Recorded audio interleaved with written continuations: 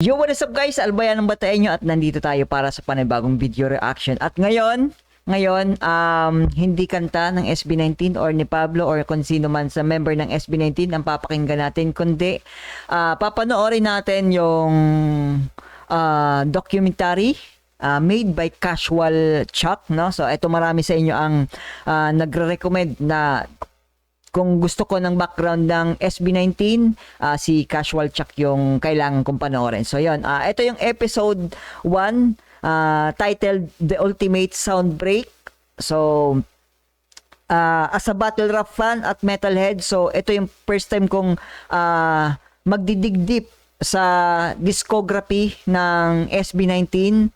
So, yun, kung paano sila nagsimula hanggang sa naging tanyag na sila sa buong mundo, hindi lang sa Pilipinas. So, yan. Pero syempre, bago ang lahat, salamat po sa mga nag-subscribe. At syempre, follow nyo na din po ako sa Facebook page na Albayanong Bataenyo.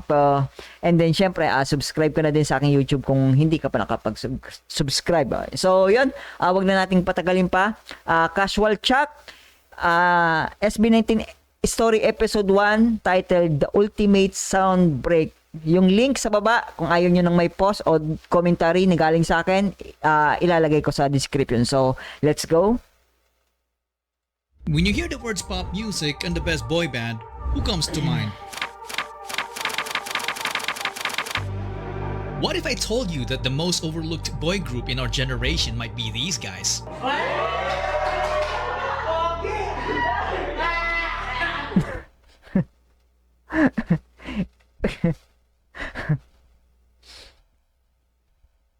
Band, who comes to mind? What if I told you that the most overlooked boy group in our generation might be these guys?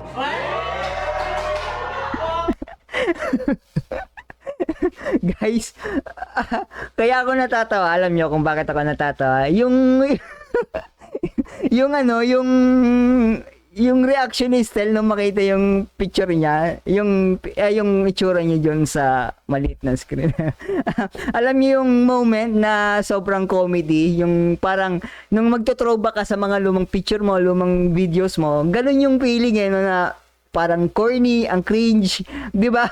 Ganito yung nakikita ko sa kanila yung magto-throwback kayo na nakita niyo yung videos niyo na alam mo yung ano ba tawag doon na glow up, imbis na glow up, glow down, no? So, ganito yung feeling na nakikita ko, nararamdaman ko na feeling nila ngayon at current na ganyan sa ganyan. So, imagine, In the last imagine mo, di ba? Man.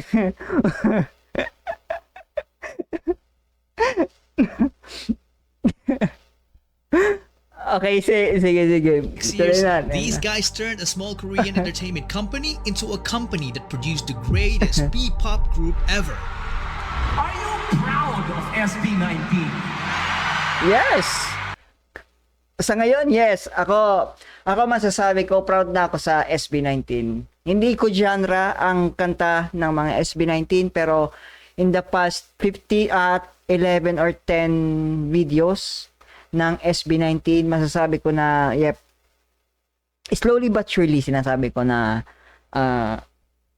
nagiging fan ako ng SB19. And you don't accomplish that without making a few enemies. K-pop. Lima pala sila. K-pop pangit. Some of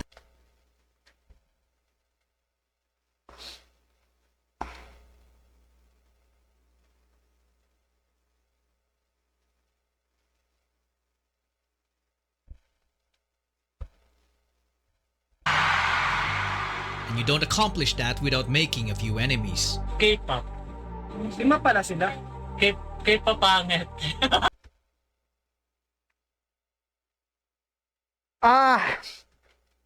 Guys, ito yung klase ng mga tao na ito yung klase ng mga tao na mga walang tira sa buhay. Kung sino pa yung mga walang tira sa buhay, sila pa yung malakas manlait. No?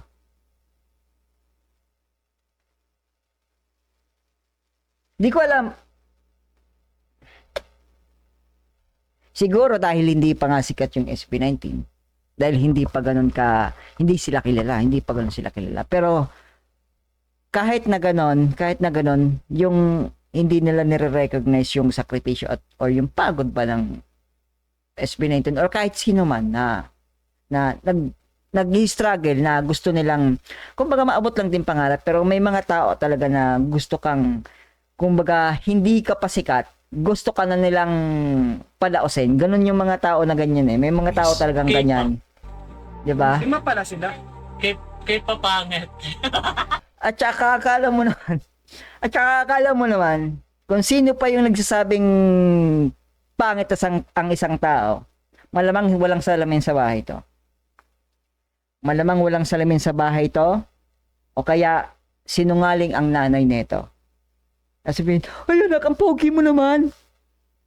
Ang pag nakaporma tong taong to, sasabihin ng nanay, ang pogi mo naman anak, ang pogi talaga ng anak ko.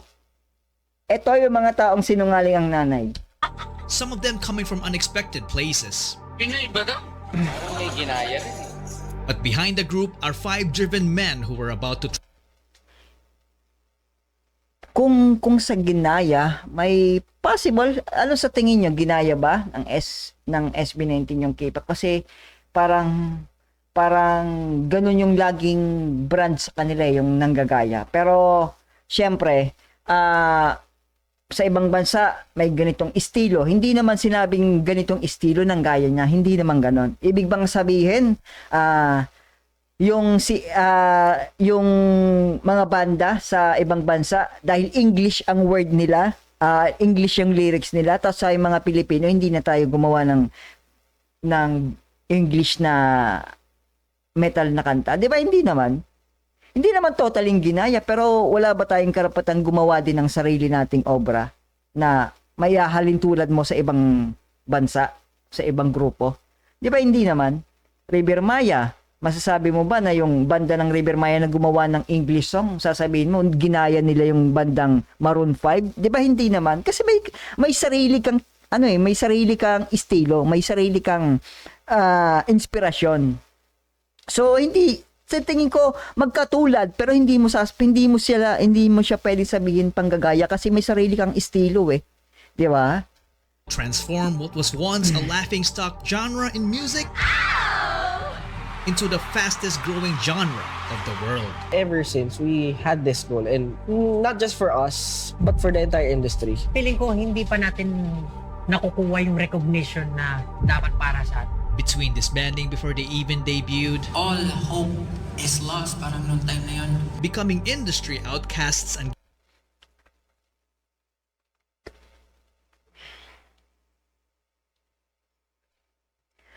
The fuck is this reporter na to? Tangina na ito. getting bashed by their own countrymen. Sana magkaroon tayo ng grupo na hindi naman mga kataasan ng tangos ng ilong. Para talagang original. Oo. The rise of Sa tingin mo ba kung dahil nga yung talagang DNA ng mga Pilipino is talagang medyo malapad ang ilong. Sa tingin mo ba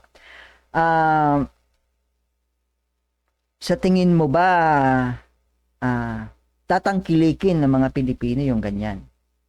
Possible? Merong hindi. Merong oo, tatangkilikin. Pero may kakayahan ka naman eh. Bakit hindi mo i-improve yung sarili mo? 'Di ba?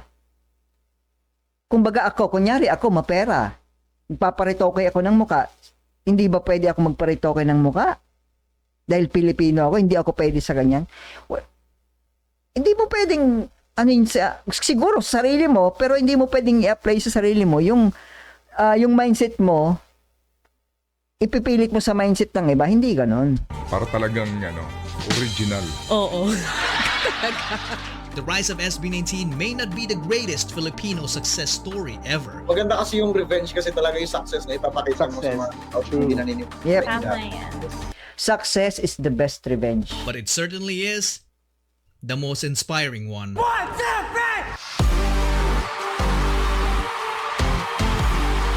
Again, shout out kay Sir Casual Chuck. Ilalagay ko yung link ng original video sa description.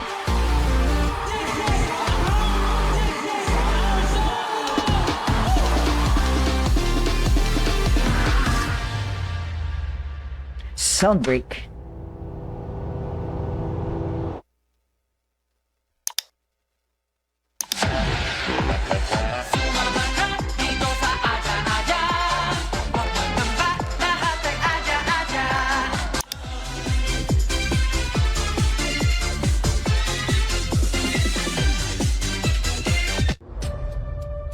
This is called Triple, a group of talented performers and comedians from Korea you've probably never heard of.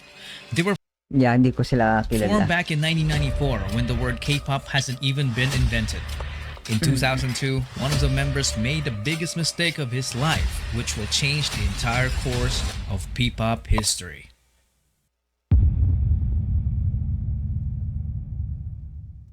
That member was Jong Song Han. It all started when he left the trio in 2002 to become an entrepreneur. Cult Triple became Cult 2.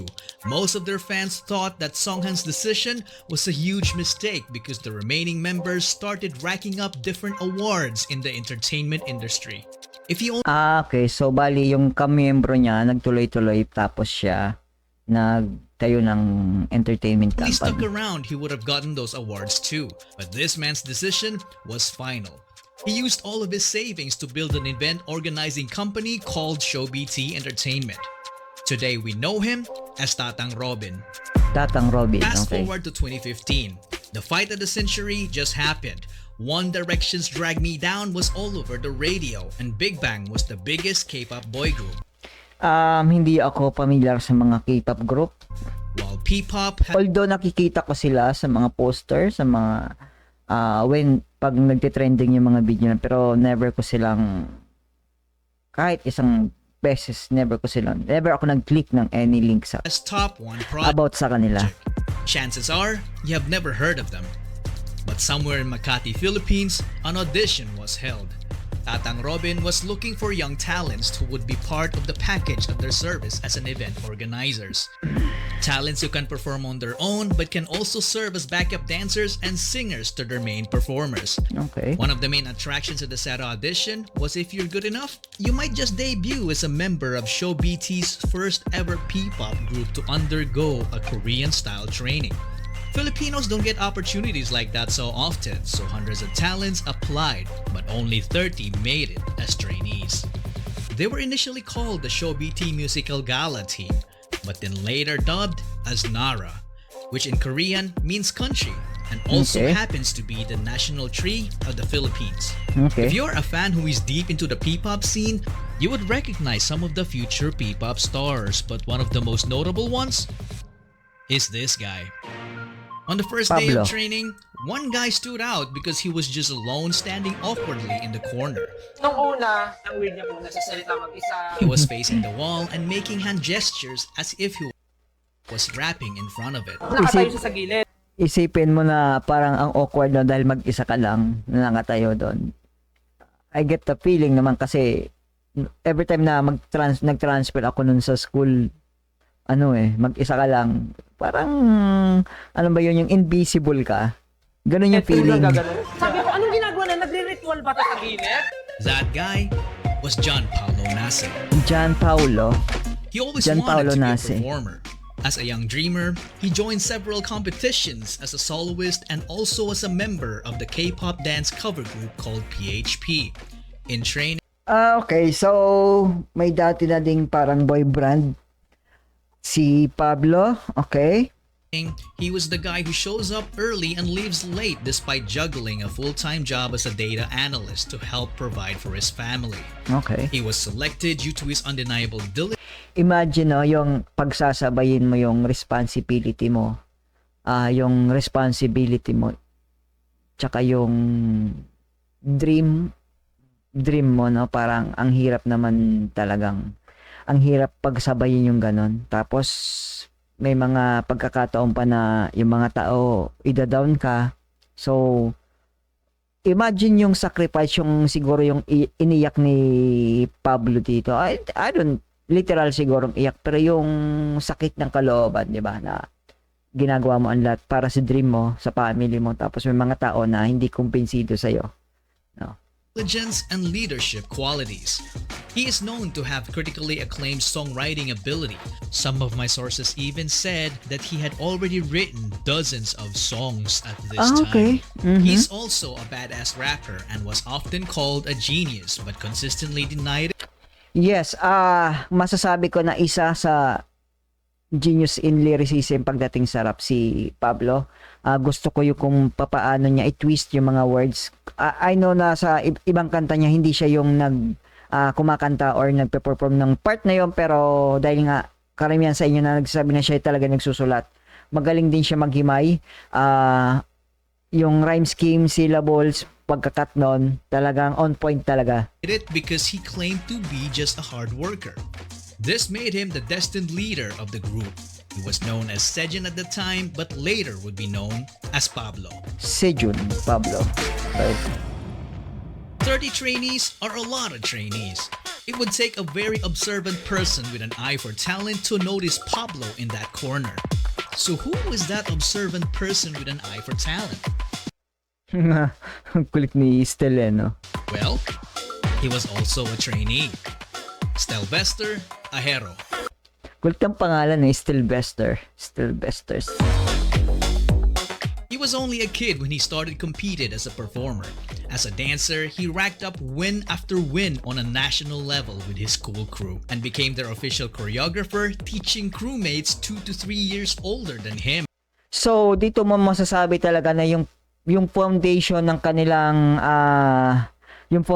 kanilang music talent and skills, capabilities, hindi talaga binuo sa isang gabi lang. No, talagang nasa DNA na nila, yung kumbaga nasa dugo na nila yung pagiging musikero. And at entertainment industry talaga sila yung pathway nila. So, yun. He later joined a dance crew called Seon and went on to win international. Nung high school ako, nagtitrip-trip din ako na gusto kong sumasali din ako sa mga dance group sa school, pero wala, talagang parehong kaliwa yung paako eh. Titles. Stel obviously worked so hard. Amidst his studies and competitions, he also worked part-time as a McDonald's service crew and teaching dance to kids with special needs. There was a point that he worked too hard that he wound up in the hospital. His poor health caused him to lose his earnings and nearly his life. Fortunately, he was able to recover. This made him the obvious choice to become the choreographer of the group. But okay, si songwriter, si Pablo, and then the choreographer na si Stel. Little did they know that dancing wasn't his only talent. As a kid, he joined the school choir to become the only male soprano and only improved as he... That is why soprano, dahil yun na, yung ability niya kung paano niya abutin yung mga high notes. So, yan, that explains why gotten older. He easily became the main heavenly voice of the group because his vocals were just...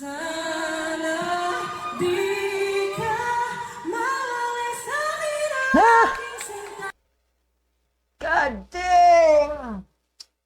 May mga ganyang boses. Nakakakilig. Nakakakilig eh.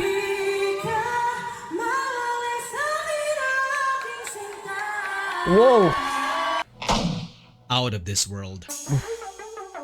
Unlike Pablo, Stel was very friendly to everyone. In fact, one of his closest friends also auditioned and made it as a trainee. This friend is nothing to be trifled with because having the worst upbringing among the others made him the strongest when it comes down to pure guts and determination. Josh Cullen Santos. Josh Cullen. Parang foreigner ba to si Josh Cullen? O pangalan niya yung Josh Cullen. He left home at the age of 16 and it was his decision. From growing up in a toxic environment to being physically abused as a kid by their nanny. I'm talking about getting poured candle wax all over their body. At an early age, Tangina mga ganun tao eh, no? Ano nakukuha nila doon sa pag-abuso sa mga bata? he experienced what it felt like to be a member of a middle-class family that went rock bottom in just a matter of months. They got evicted from medium-sized apartments to increasingly smaller rooms. It came Grabe. to a point when his family had nothing to eat with rice but ketchup and salt. They had Man, danas ko yan. Buti nga si Josh Collin ketchup eh. Sa amin asin lang. Kung hindi kami pupunta sa sa Bicol kasi, ang tawag namin sa gubat is bulod. Iraya kung yung malagubat na is Iraya ang tawag namin. So pag hindi kami pumunta sa Iraya, wala kaming kakainin, wala kaming uulamin. So ang ginagawa namin, so every Saturday and Sunday pupunta kami ng Iraya para kumuha ng panggatong. Tapos syempre kukuha na rin kami ng mga gulay-gulay, kung anong mga makuha na gulay. Minsan kamote, yan, tapos makakakuha kami ng mga nalaglag na buko ng mga buko para panggata. So ganun kami, ganun kami lumaki. Hanggang sa yon na nagkanya-kanya na ulit na buhay. Na may magkaroon ng opportunity na makitira sa ibang tao, sa malayong kapamilya, malayong kamag-anak para lang makapag-aral. So ganun yung naging buhay namin nung bata kami. So kaya ito yung sinasabi nila, halos magkapareho kami na ng sitwasyon ni Josh dahil maaga kaming maaga yung nawala yung aming tatay. So yun. no permanent address because Same, wala din kaming permanent address kasi kanya-kanya din kaming kung saan-saan lang kami na Bali, ang nangyari kasi sa amin na parang grade 1 nasa isang bayan kami. Tapos grade 2 lumipat kami ng barangay.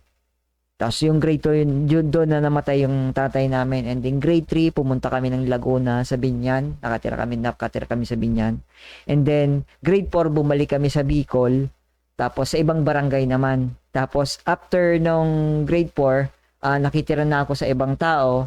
Tapos ilang taon din ako sa ibang tao hanggang nag second year. Tapos second year, after ng second year, nung nag-third year na, bali bumalik ako sa mga kapatid ko. Tapos yun, hanggang sa ganun yung naging buhay namin, yung kanya-kanya kami. Kailangan namin maghanap ng gulay, kailangan namin kung para lang may makain. So of that, Josh and his sister dropped out of school multiple times, so they got bullied at school for being repeaters. Sometimes he would even get into fist fights for defending her. Josh had enough of this, so he decided to leave to become independent and started working as an internet cafe attendant. Using Danas ko din to. Nung after nung nag-test ako, computer hardware servicing patawag nun. Naging attendant din ako ng mga computer shop. his own income, he took the alternative learning system to attain his high school degree. Okay. He initially had no background in performing. Not until he found Stel performing with his dance group called Seyon. Josh became an instant fan, and when they connected, Stel became his mentor, which led to them becoming co-members, and they went I on see. to win Okay. numerous K-pop dance cover competitions all Okay. over Asia. So ibig mo ito yung medyo interesting sa story ni Josh na wala siyang background sa music hanggang tapos sumali siya malaki na, no? So talagang siguro talagang destiny ni Josh na mapunta na makilala si Stel kasi siya yung magbubukas ng pintuan para kay Josh. Asia. They even met BTS during one of their winning runs in Nice. Korea. So from champions to trainees. Okay. What else is in store for them?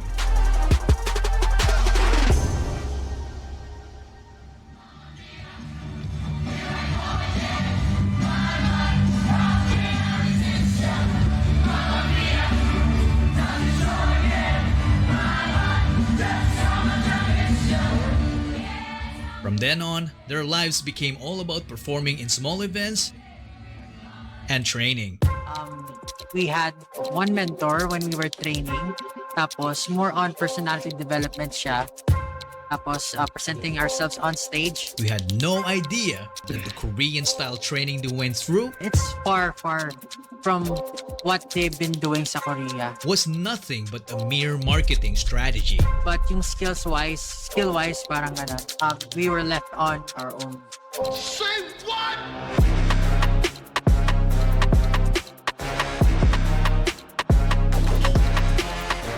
they were left Ibig mo sabihin, kumbaga parang marketing strategy lang yung pagtitrain nila, pero yung mismo talent, imbis na ma-develop yung talent, parang bahala kayo sa sarili nyo. So, ganun yung naging sitwasyon alone nila to doon. fend for themselves, sharing knowledge to improve each other with the hope of making the cut. Some sources told me that Pablo had to record some of their vocal sessions to effectively coach his co-trainees. All of that Okay. without salary. This went on for roughly a couple of years, and I don't know Couple of years? Siguro, I get may housing naman sila tapos pagkain. Pero paano naman yung, yung kita? Paano naman yung iano nila sa pamilya nila kung sakaling mag-ano man? Ano yun, hindi na nila pinapadalhan yung pamilya nila? about you guys, but this for me sounded kind of brutal. Oo, kahit sino naman eh. Ano yun, sabihin na natin, sige, libre pagkain, libre tirahan. Pero walang salary. Eh, paano naman yung pamilya mo sa Pilipinas kung nasa Korea kayo, di ba? Paano yung pamilya nyo sa Pilipinas? Ano, parang ano kayo dyan? Di ba? Parang, hindi ko rin mag-gets. Kaya medyo, It's not I get easy naman. to keep doing the same thing over and over and over again without any form of guidance. guys, kahit sino naman kung ganyan yung sitwasyon, di ba? They were also kept in the dark about their debut date. So frustration started brewing until it reached the point when it only took one trigger to call it quits. On one seemingly normal training day, all trainees were already in the studio, except for Josh. On the Josh. same morning, the train broke down. Nasira MRT during that time. Okay. So, nasa Manila sila. Nasa Manila yung, kumbaga yung talent agency nila. So, doon sila nakaano. Pero kahit na, kung wala kang sahod, men, anong gagawin mo doon? Wala kang pambili ng personal, hygiene? Wala kang pambili ng damit? Paano yung mo doon, di ba? Nasira yung MRT. Sinuspindi ang operasyon ng MRT dahil sa power outage. It wasn't really an accident, but this would still worry anyone, especially the trainees, because it's highly unusual for Josh to miss training. I wonder kung ano yung mga nangyari sa mga kasama nila dito. Like, di ba 5 sila? Tapos, ano yung nangyari sa mga kasama nila na Later training? that morning, Josh arrived. His co-trainees felt relieved because Josh turned out to be safe. Okay. You would think that their company would react the same way, right? Wrong. They decided to terminate his training. What?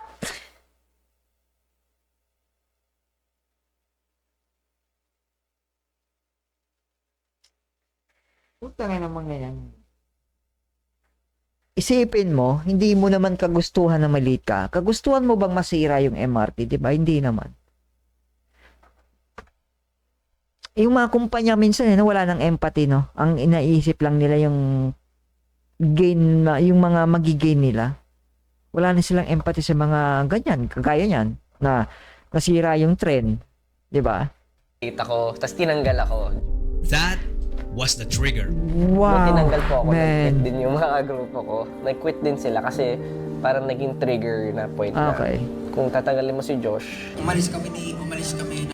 Isipin mo yun kung tatanggalin mo sa walang hindi valid na reason Siguro kung tatanggalin mo ang isang tao dahil sa araw-araw late ko sa training, araw-araw late sa training, hindi ginagawa yung dapat niyang gawin, bastos, walang modo, valid pa yun pero yung one time na late dahil nasira na hindi mo kagustuhan, tatanggalin mo. Diba? Sa grupo. ganun mo lang kadali itapon yung lahat ng efforts and passion tsaka dreams namin. Nang isa. Show BT had two choices: to keep all trainees or to keep no trainees. So, ibig sabihin, lahat ng na-training nila na 20-30, umalis yun. So, wala sa kanilang natira. The company chose the latter. Everyone left except for Stel. Parang si Stel lang yung naiwan po nun talaga sa training Okay. room. Wow. Tapos talagang down na Wow. down lahat. Si Stel natira kasi doon during that time. Stel set aside all his frustration and remained focused on his goal.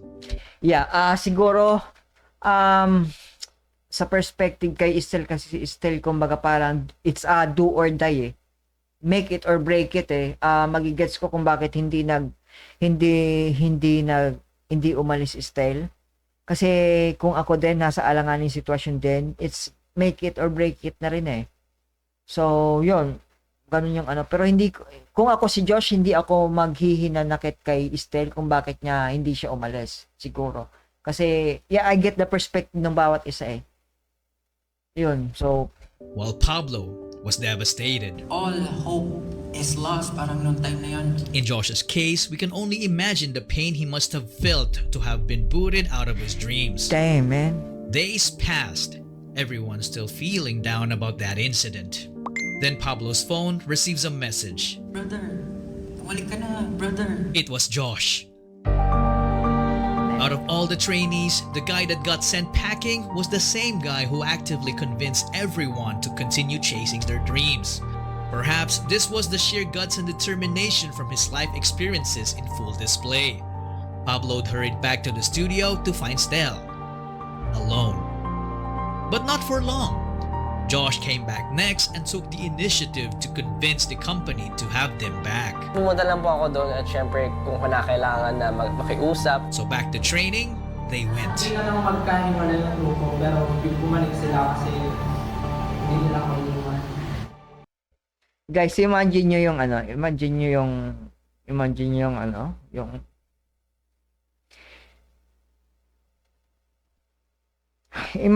yung feeling ng na left out ka ng lahat, diba? Imagine yung failure ba na parang all hope, sabi nga ni Pablo, all hope is lost. Siyempre makaka-relate tayo kasi nga yung failure kasi part na ng buhay, pero it's the way mo siya i-take eh. It's the way mo siya i-take. It's the way kung paano mo siya i-take eh. Na-trigger lang naman ulit yung mga failure ko sa buhay, kaya siguro ganito ako ka-emotional nung malaman ko yung story nila. Lalo na yung rejection kasi sobrang hirap yun eh. So, many times na na-reject ako sa pag-apply sa trabaho, ang daming nag-reject. Siguro dahil kulang ako sa knowledge, sa skills, pero masasabi mong tanggap mo yun eh. O, tanggap mo na kulang ka sa skills. Pero yung rejection kasi mahirap din eh. Talagang masakit. Kaya, yeah, sorry. There was only 3 of them for a while. Then a few other trainees started coming back. So Show BT put together a talent workshop to get more talents to keep the business going. This was batch 1. This was batch 2. Target locked. Justin De Dios. Okay, Justin De Dios. He got scouted right away because he was a very good-looking guy and already was a decent singer and Ito yung ito talaga yung masasabi mo na may parang DNA na talaga siya ng pagiging pop. Yan. dancer. When he joined, he immediately saw a familiar face in Josh. You look familiar, as do you. Apparently, Josh told Justin about the workshop because the two already had a stint performing together in a dance cover group called Zero to Okay. Okay, so dati na rin silang nagkasama na sila. I see. Hero. So Justin as well wasn't new in the world of performing. He auditioned to be a part of the televised Pinoy boy band Superstar, but he didn't even make it to the live auditions. Perhaps it was fate. That group is nowhere to be found today. Justin obviously deserved better. He went on to finish his college degree in multimedia arts while training, which earned him a filmmaking skill that would Nice. Okay, so lahat sila may kanya-kanya silang background, may kanya-kanya silang skill. So that is why kung bakit ang mga music videos nila is ganun kaganda. Ma-appreciate mo yung hard work na binibigay na nilalagay nila sa kanilang mga music videos. very crucial to their success in the future. Okay. With Justin on board, this completed their prototype boy group. It's composed of Justin, Paradox. Pablo, Stell, Josh, Zeno, Kurt, and JP. They did multiple testimonies madami leading pa up to sila. their entry to Pinoy K-Pop Star 2017. They performed So kung 2017, ibig sabihin talaga sobrang early sila talaga nagsimula, no? From B-Day by Icon 2017, bagong salta ako dito sa Bataan. in an epic fashion, but they didn't win. At this point, Show BT seemed to have hit a roadblock. The group felt like something was missing. I don't exactly know what happened to Zeno, Kurt, and JP. They either quit. Imagine mo, no, sa ngayon, sa current time natin ngayon, imagine mo yung feeling ni Zeno, Kurt, tapos yung Zeno, Kurt, sino pa yung isa na yung kagrupo nila ngayon sikat na, no. Siguro may something din na mararamdaman Or ka show- na napapanghihinayang kung bakit ka umalis. Pero syempre dahil hindi talaga lahat pare-pareho ng destiny ng tadhana. BT felt the need to let go of them and get someone who could take this already great group of Okay. guys and push them to achieve the next level. The extraordinary level. This years in the making project of Show BT needed to reach its peak. So they started the online auditions. When Josh heard about it, he was like, I know a guy.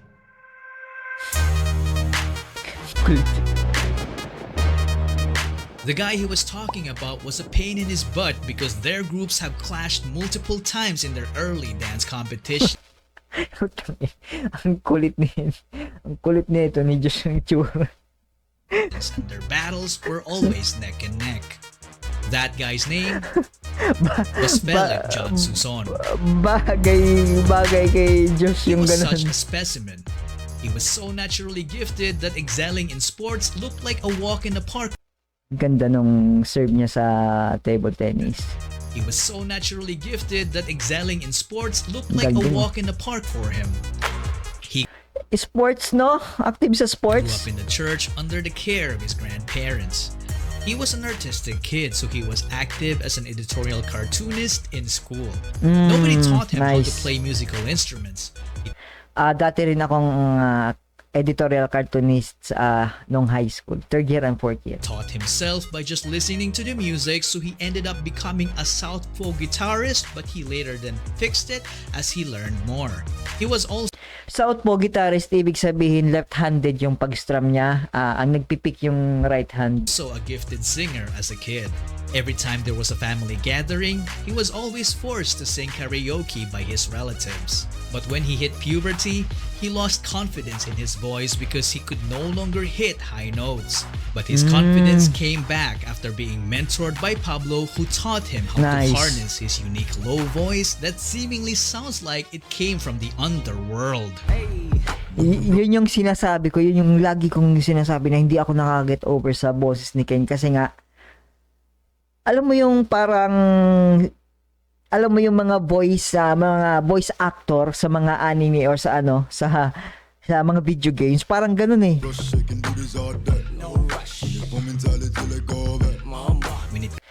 Tapos bagay na bagay pa yung pagkaroon ng low voice, deep voice ni Ken sa mga high notes na voice ng mga kasama niya, Comes no? to dance, he didn't know he could do it until he was forced to in order to get good grades during Tingnan niya kung paano sumayaw si Ken. Comes to dance, he didn't know he could do it until he was forced to in order to get good grades Alam mo yung ganyan din ako. Alam mo yung Tito Dance. Ganun eh. during their school intramurals. After discovering dance, he transformed from a guy who didn't know it to someone who can fly. Nice. Because of his raw talent, he ended up Galing. teaching dance to the entire school and continued on to join the dance group called Amigo 7, a would-be rival of Josh and Stell's crew.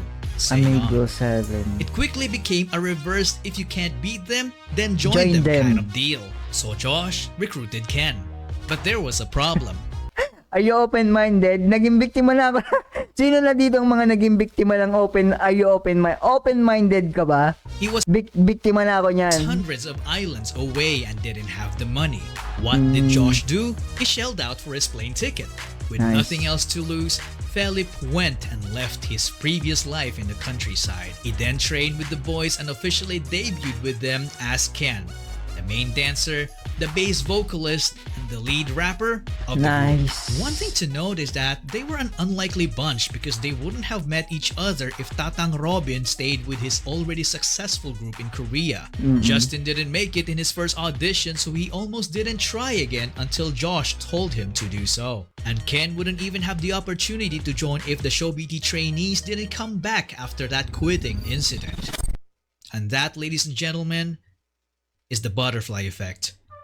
When a small and seemingly insignificant occurrence has a rippling effect through time, leading to butterfly a effect. consequential event sometime Yes. long after the initial event. Or as Google would put it, the phenomenon whereby a minute localized change in a complex system can have large effects elsewhere. Yes, Tatang Robin's butterfly so-called mistake back in 2002 led to forming the future P-pop Kings. In 2018, SB19 was formed. The name of the group was carefully picked.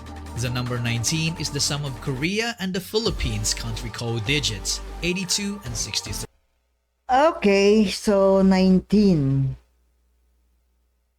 19. 19. Wait. Is the sum of So, yon guys, tapos na yung episode 1. So, ilalagay ko yung link sa baba kung ayaw nyo ng may mga post or commentary galing sa akin. So, yon. Sa susunod ulit, episode 2, abangan nyo ulit.